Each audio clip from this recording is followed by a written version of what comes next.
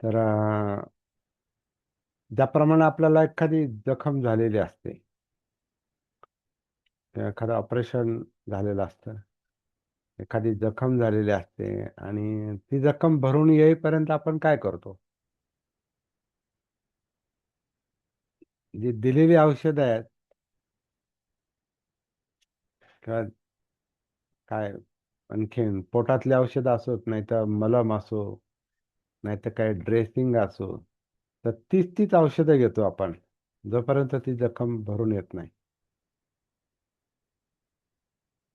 थोडाफार फरक करू शकतात डॉक्टर, पण आपण बहुधा आपण पाहतो की तीच तीच औषधं ते लिहूनच दिलेली असतात 8 दिवसासाठी, 15 दिवसासाठी, महिन्यासाठी.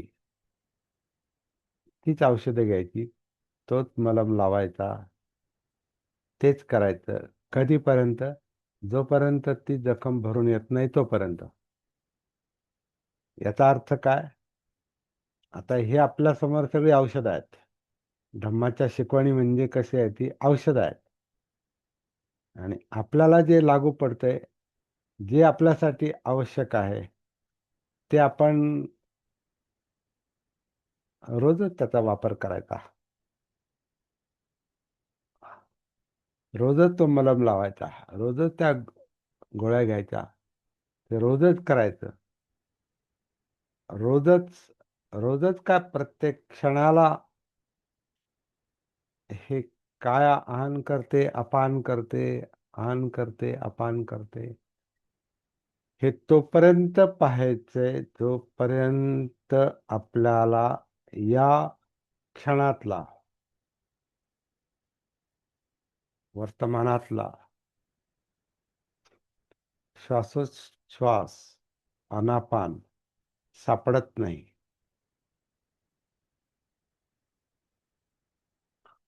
आता माझा प्रश्न हाच राहील आपल्या सगळ्यांना, का वर्तमानातला श्वास सापडला का?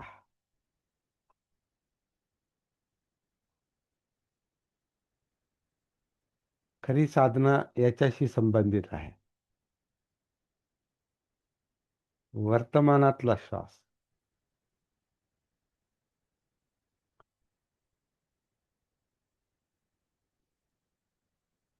मग हाच प्रश्न सगळीकडे लागू होतो. वर्तमानातला श्वास, वर्तमानातली काया, वर्तमानातल्या जाणीवा, वर्तमानातलं चित्त, म्हणजे ज्या ज्या भावना आत्ता वर्तमानात निर्माण होतात आणि लयास पण जातात. तर वर्तमान चित्त, वर्तमान विचार, वर्तमानातलं कार्य व काय चाललंय मेंदूमध्ये, डोक्यामध्ये, विचारांमध्ये, वर्तमानातलं पाहणं, वर्तमानातलं ऐकणं, वर्तमानातला गंध, वर्तमानातली चव, काही असेल तर. आता नुकताच एक चहा घेऊन बसलो मी समजा, तर ती चव जिभेवर रेंगाळते काही वेळ. ते काही क्रीम वगैरे लावून बसावं लागतं जरा, कॅमेरा समोर आहोत तर त्याचा गंध असतो.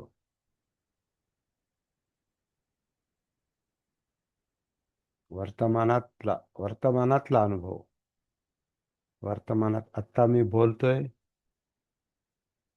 किंवा माझा आवाज मला ऐकू येतोय, दोन्ही पण काम चाललं, बोलण्याचं पण ऐकण्याचं. आणि जे जे काय आहे ते वर्तमानातली काया, वर्तमानातलं हे अस्तित्व.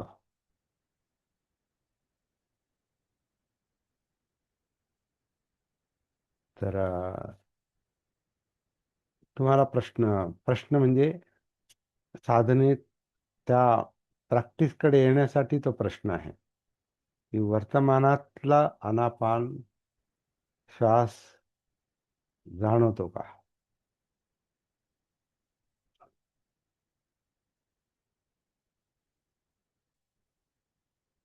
Yes or no?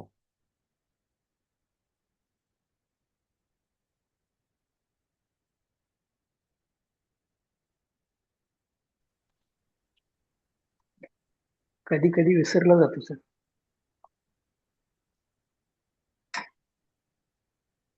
आपल्याकडून विसरला जाणं. श्वास हा श्वास हा वर्तमानातलाच असतो. वर्तमानातला असतो, पण आपण तो वर्तमानातला श्वास पाहतो का, अनुभवतो का, हा वेगळा मुद्दा झाला. श्वास तर वर्तमानात चालूच आहे, म्हणून तर आपण जिवंत आहोत. सगळ्यात शरीरातल्या घडामोडी आत्ता चालूच आहेत, म्हणूनच आपलं जीवन जीवन क्रिया, जगण्याची क्रिया चालू आहे. वर्तमानात बरंच काय काय चाललंय, आपल्याला त्याचं भान आहे का, आपल्याला त्याची सती आहे का, ही आपल्यासाठी प्रॅक्टिस आहे. हा प्रश्न का निर्माण झाला? सती म्हणजे काय, भान म्हणजे काय, जागृती म्हणजे काय?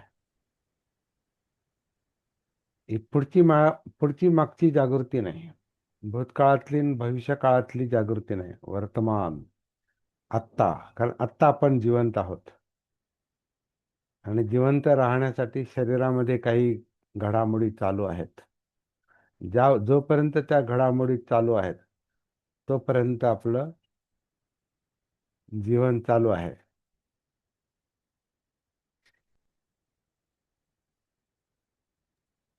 टिकून राहत नाही. हा. आणि जोपर्यंत हे जीवन चालू आहे, या घडामोडी चालू आहेत, आत्ता या क्षणात, त्याचं भान म्हणजे सती. म्हणून ती अनापान सती काय, शब्द जरी वेगवेगळे असले तरी नंतर ओव्हरऑल सगळ्याच जीवनाचं, या वर्तमान जीवनाचं, जगण्याचं आत्ताचं भान, हे ठेवलं, याच्यामध्ये आपण यशस्वी झालो,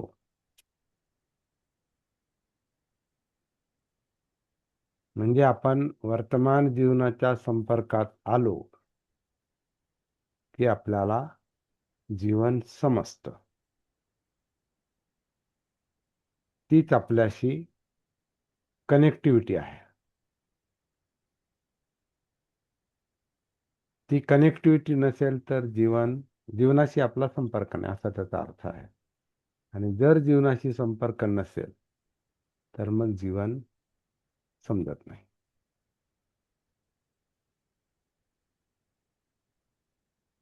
लक्षात येत नाही.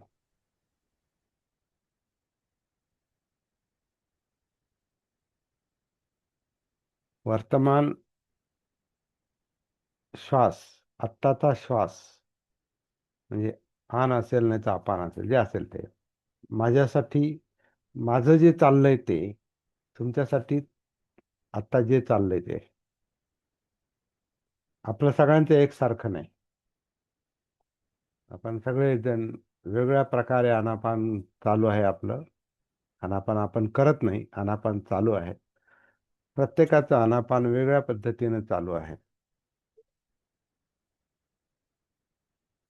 आणि ते जसं चालू आहे त्याची ज्याची त्याची सती वर्तमानात.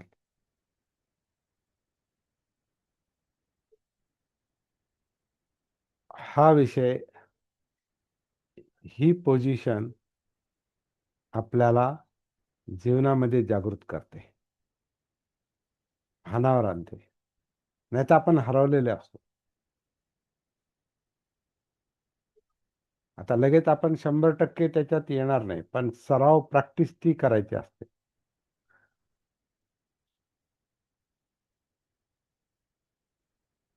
आनापान सती ही काय म्हणतात, काहीतरी नुसती शब्दांची मालिका नाही ती अशी. शब्द नाहीत, शब्द तर लगेच सोडून द्यायचे असतात. सोडून द्या शब्द, खऱ्या अनापानवर यायचं असतं, आत्ताच्या वर्तमानातल्या.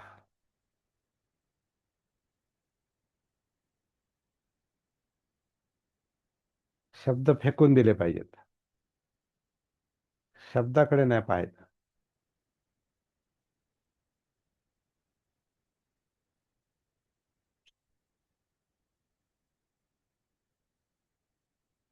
इथं आपण खऱ्या मौनात उतरतो.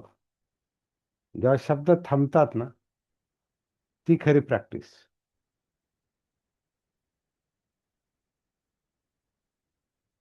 मनात पण बडबड नाही चालली पाहिजे, अशी अवस्था आली पाहिजे.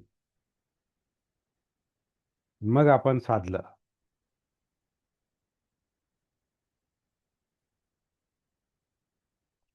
नाहीतर अनापानसतीचा विषय घेतलाय किंवा कायानुसतीचा विषय घेतलाय किंवा जे आपल्याला करायचंय ते, तो विषय घेतलाय आणि बडबड चालू आहे, म्हणजे मनातली बडबड चालू आहे, म्हणजे मन दुसरीकडे आहे, प्रॅक्टिस वेगळीच करायची ठरवली. तर इथं आपलं कसं आहे, व्यक्तिमत्व दुभंगलेलं आहे. दोन दोन ठिकाणी चाललंय. मनात एक चाललंय आणि ठरवलेले एक आहे. आणि तिसरंच होतंय, ते वर्तमानात येतच नाही. संस्कारामध्ये हरवलेलं आहे. कारण आणि शेकडो हजारो लाखो संस्कार आहेत आपल्यामध्ये, ते सगळे गतिशील आहेत. ते सगळे एकाच वेळेला आपल्याला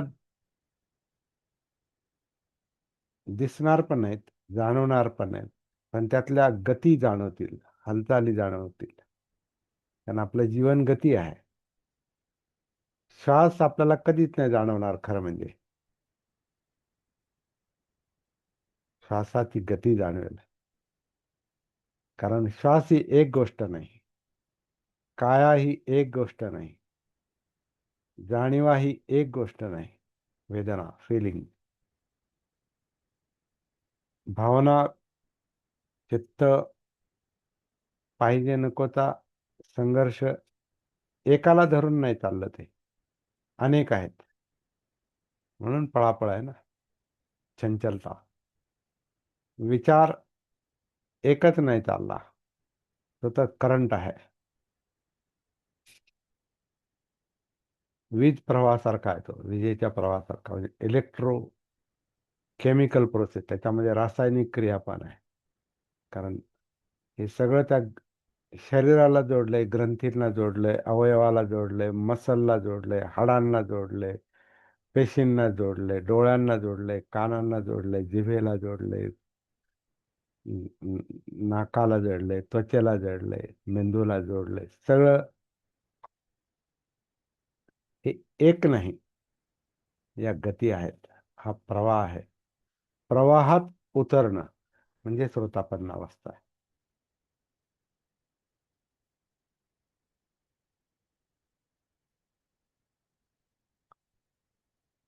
आपण प्रवाहात आहोत का नाही, हे आपण आत्ता वर्तमानातल्या श्वासात आहोत की नाही, गतिशील श्वासात. तो एक श्वास नाही. आपल्याला बरेच वाटतं हा नाही, एक श्वास असा काहीतरी दिसला, एक एक नाहीच आहे तो, एक नाहीच आहे तो, ते चाललेलं आहे.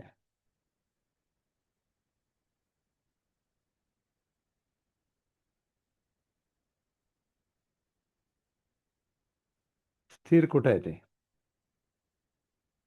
त्यामुळे त्या प्रवाहात उतरणं ही आनापानसती आहे. म्हणजे आनसती, आता माझ्यासाठी जेव्हा मी बोलतो तेव्हा अपानसतीच आहे. आनसती मला बोलून दाखवता येणारच नाही, कारण जेव्हा मी आन करतो तेव्हा बोलू शकणार नाही. मी आन नाही करत. जेव्हा आन होतं तेव्हा मी आन सती हा शब्द बोलू शकत नाही, कारण तो अपानमध्येच बोलता येतो. म्हणजे शब्दामध्ये सती नाही, शब्दांमध्ये आनापान नाही. जेव्हा शब्द थांबतात, मग मला आता जसं आहे तसं पाहता येतं. ही सती, हे भान. आणि मग ह्याचा शेवटी नंतर उपयोग काय? तर हे जेव्हा सर्वांगीण भान येतं, तेव्हा आपला जो प्रश्न आहे यातनांचा, दुःखांचा, डिस्टर्बन्स, टेन्शन, प्रेशर, भीती काय असेल ते, ज्याच्यामुळे आपलं सगळं अस्तित्व विस्कळीत होतं, डिस्टर्ब होतं, अस्वस्थता येते, त्याला दुःख म्हटलेलं आहे. तर मग तिथे दुःखानुसती जणू काही ते दुःखाचं भान येतं.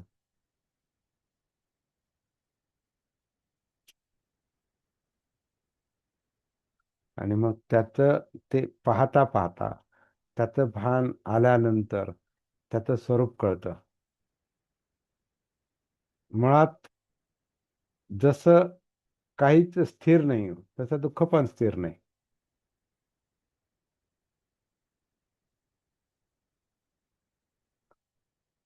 ते आलं आणि गायब झालं असं चाललंय ते. किंवा ते तसंच्या तसं नाही राहत, काहीतरी दुसरं त्याच्यापेक्षा जास्त पुढचं होऊ शकतं, आणखीन काय ते वाढत जातं किंवा कमी कमी होत जातं किंवा कधी कधी नाहीच होतं. लगेच कशाचा तरी आनंद पण होतो किंवा हे पाहिलं म्हणून एक सुख पण मिळतं. सतीतून पुढे आपण पाहतो की त्याचं रूपांतर सुखामध्ये होतं जेव्हा आपल्याला हे अस्तित्व दिसतं, आपण दिसतो. आता इथे समजा दुःखाच्या विषयापर्यंत आपण आलो, कोणतं दुःख असू द्या. आपल्या समजा कुटुंबातल्या घडामोडी आहेत, काही विरह आहेत, काही चिंता आहेत, काही प्रसंग आहेत,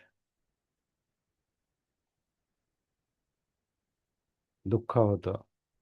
तर तिथं जेव्हा आपण असतो आपल्या आपल्या आपल्या दुःखाच्या अनुभवामध्ये, जाणीवा, वेदना, तर ते पाहता पाहता त्याचं भान ठेवता ठेवता एक तर ते स्थिर नाही असं दिसतंय, बदलत राहिलंय, बदलतंय ते सारखं काही ना काही, एकसारखं नाही. आणि जर आपण आपली प्रॅक्टिस चालू ठेवली तर मग त्याच्यामध्ये आपल्याला त्यातले जे धम्म दिसतात किंवा ह्याचं कारण काय, दुःख समुदय कुठून कशामुळे निर्माण झालंय ते कळतं. हा, याच्यामुळे निर्माण झालं. मग त्याची एक समज येते. मग आपण जे काही समजा धम्मा धम्माचं तत्वज्ञान की धम्माचा जे काही अभ्यास आपण केलेला असतो ते कधी कधी त्याच्यातलं ते ऐकलेलं आपल्याला इथं उपयोगाला येतं. अरे असंच आहे. जर आपण सभ्य संखारा अनिच्छाती, आता अनिच्छा म्हणजे गती आहे. हे जे आहे ही अनित्यता आहे, ही गती आहे. तर हे गती आपण ते दुःखाला पण लागू करतो. मग सभ्य संखारा दुःखाती, सगळे संस्कार दुःख आहेत. अरे बरोबर आहे. आता वर्तमानात आपण उतरलो, पाहायला लागलो, तर दुःखच जाणवते सगळं मुख्यतः. सुख पण आहे पण दुःखच जास्त जाणवत आहे.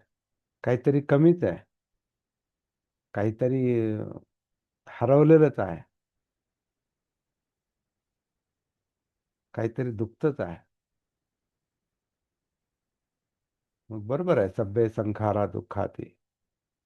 आणि ते टिकून पण राहत नाही. बरोबर आहे, सभ्य संखारा अनिच्छाती. गती आहे, येतंय आणि जातंय, निर्माण होतं लयास जातं. श्वास जसा आन निर्माण होतो, लयास जातो. अपान निर्माण होतो, लयास जातो. अपान होतं, लयात जातं. आन होतं, लयात जातं. दुःख येतं, दुःख जातं. आनंद येतो, आनंद जातो. विचार येतो, विचार जातो. भावना येते, जाते.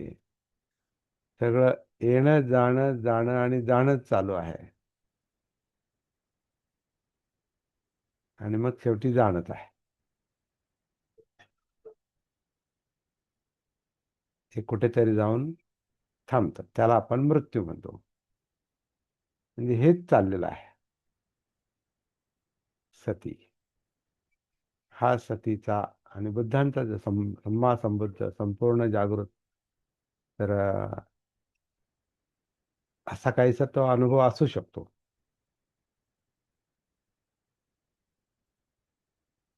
आणि मग हे जीवनच जर असंच आहे, याचं स्वरूपच असं आहे, तर मग आपण कसं काय त्याला तसं नको नको म्हणणार? त्याची आसक्ती कशी काय ठेवणार? का नाही ते असंच राहिलं पाहिजे आणि असंच मला सुख मिळालं पाहिजे आणि अजिबात दुःख नको आणि अजिबात काही बदल नको. मी असाच राहिलो पाहिजे.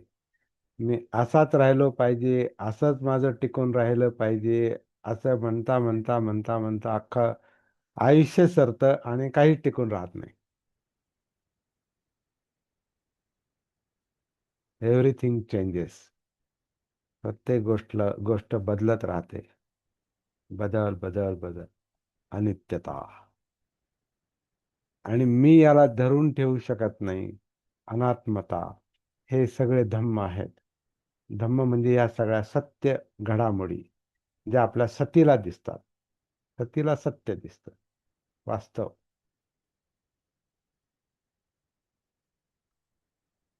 आणि हे मी नाही, हे आपण नाही,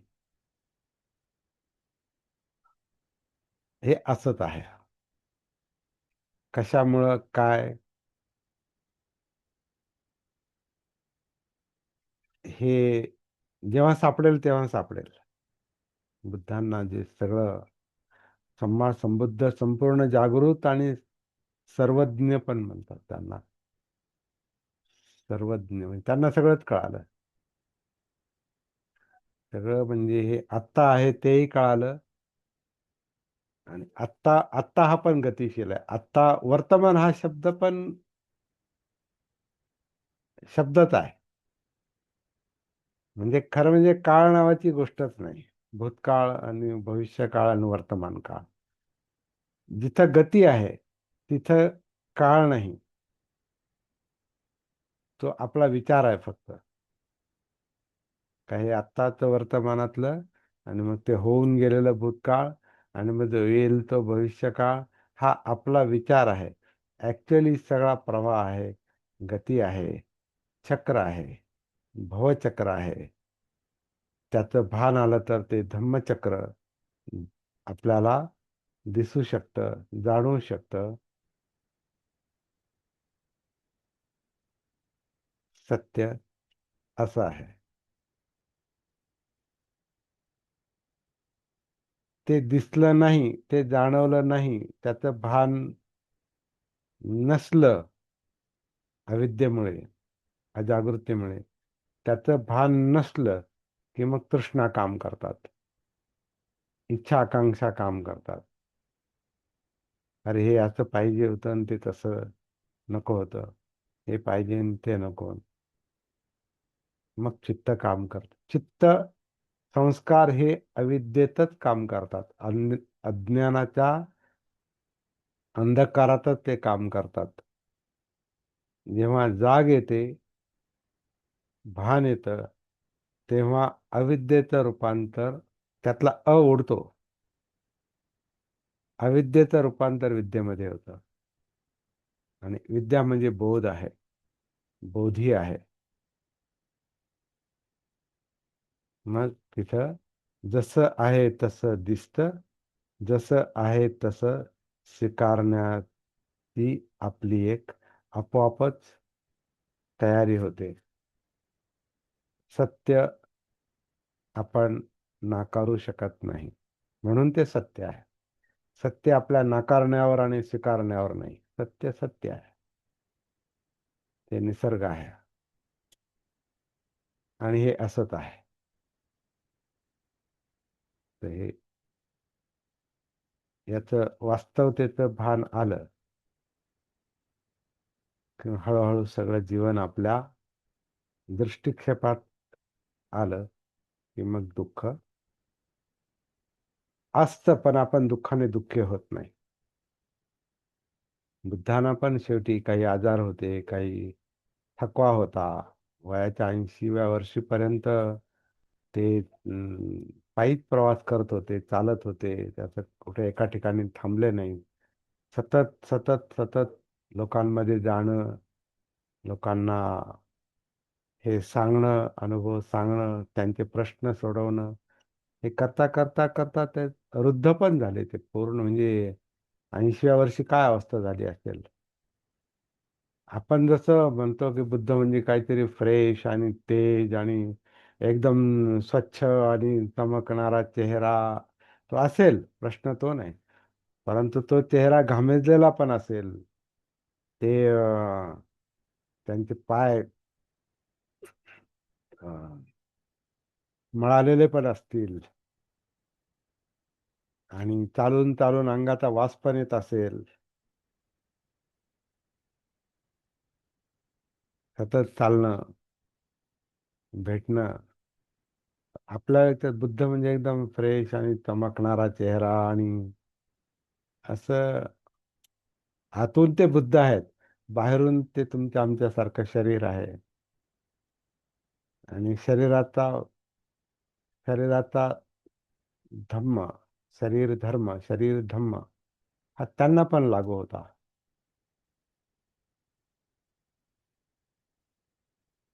शरीर हे घाणीचं घरच आहे. असं पण एका सुत्तामध्ये आपल्याला माहिती आहे, हे सगळं घाणीचं घरच आहे. त्यात काय आहे?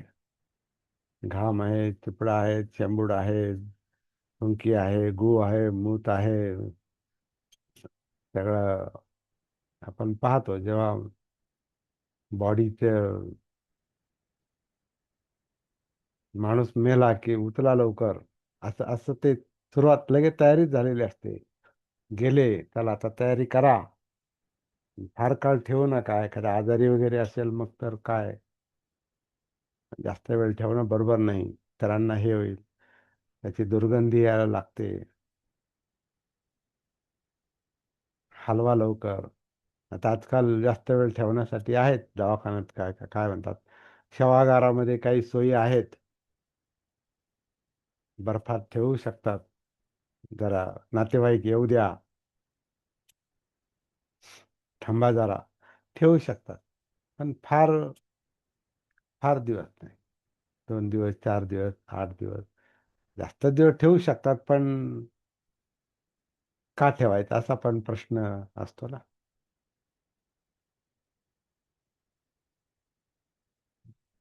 हे बुद्धांना पण लागू होतं, बाबासाहेबांना पण लागू झालं.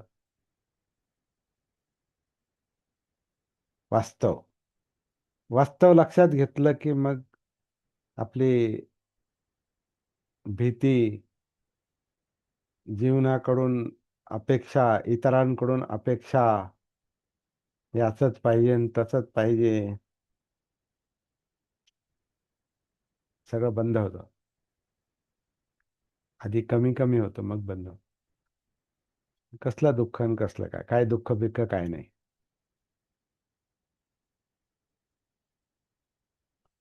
दुःख ही नको ही अपेक्षा आहे. दुःख हे सत्य आहे. नको ही अपेक्षा आहे. अपेक्षा सुटली, दुःख दुःखाच्या जागी. मग कसलं दुःख? ते व्यक्तिगत नाही राहत. ते हे जीवन असंच आहे. अनात्मा, उपेक्षा, नंतर विमुक्ती. आनापानसती सुत्ताचा जो शेवट आहे, ते 4 वाक्य जे आहेत, आनापानसतीची भावना महाफलदायक होते. आनापानसतीची अधिकाधिक भावना केल्याने ती 4 सतीपठ्ठाणांना पूर्ण करते. 4 सतीपठ्ठाणांची अधिकाधिक भावना केली की ती सप्तबुद्ध्यांगांना परिपूर्ण करते. सप्तबुद्ध्यांगांची परिपूर्णता झाली, त्याचं उपेक्षेचं शेवटचं अंग, नंतर विद्या आणि विमुक्ती, दुःखमुक्ती, निब्बाण. संपला विषय. बुद्धांना 35व्या वर्षी मिळालं. आपली अजून धडपड चालू आहे. ते योग्य प्रकारे ते प्रयत्न केले. सम्यक व्यायाम, सम्मा सती, हे सगळं सम्यक पद्धतीने योग्य पद्धतीने झालं तर सम्यक समाधी म्हणजे दुःखमुक्ती निब्बाण मिळू शकतं. ती शक्यता आहे. त्याच्यासाठी आपले प्रयत्न चालू आहेत. 1 असं मिनिट. निब्बाण प्राप्त झालेला कुणी व्यक्ती आहे काय दुसरा? कोण काय म्हटले? दुसरा कुणी व्यक्ती आहे काय निब्बाण म्हणजे प्राप्त ज्याला निब्बाण प्राप्त झालं? तुम्ही असू शकता नंतर. नाही नाही, म्हणजे त्याला पूर्ण अनुभूती आली असं कोण दिसणार आहे? असं. ते बाहेर बाहेर दिसण्याची गोष्टच नाही ना ती. ते त्यालाच माहिती आहे. ते त्यालाच माहिती होतं. तुम्ही असे लोक आपण असे असले तरी दिसणार नाहीत ना. त्याचे काही जे काही संकेत आहेत त्याच्या बोलण्यातून त्याच्या काय असेल ते ते त्याच्या त्याच्यासारख्या दुसऱ्या व्यक्तीला त्याचं थोडं अवलोकन करता येऊ शकतं. नाही ते काय बऱ्याच बाहेर वेळेस काही भंतेजी का सांगतात, असं काय इथं लिहिलं जात नाही ना. हा बऱ्याच स्वतःकडनं वेळेस जा. भंतेजी सांगतात, बऱ्याच वेळेस आमचे भंतेजी सांगतात, हा आता मी आहार पदाला जाणार आहे. मग ते जा खरंच म्हणा. त्या पण ही सांगण्याची गोष्ट नाही. मी चाललो का सांगता तुम्ही? म्हणजे मी आहे तिथं. मी कधी म्हणत नाही मी चाललो आहारात पदाला, मी बुद्ध झालो. बुद्ध कधीच म्हटलं नाही मी बुद्ध झालो. कारण ते बुद्ध झालो ते पहिल्यांदा जेव्हा म्हणाले तेव्हा त्यांच्या लक्षात आलं नाही ही भाषा. उपकाला हा उपकारा तिथं उपका तिथं पहिलं प्रवचन ते काय म्हणतात ते फसलं ते. म्हणजे तेव्हा कारण पहिल्यांदाच बोललं तर माणूस मीच्याच भाषेत बोलतो ना. व्यवहारात मी येतोच पण आतला मी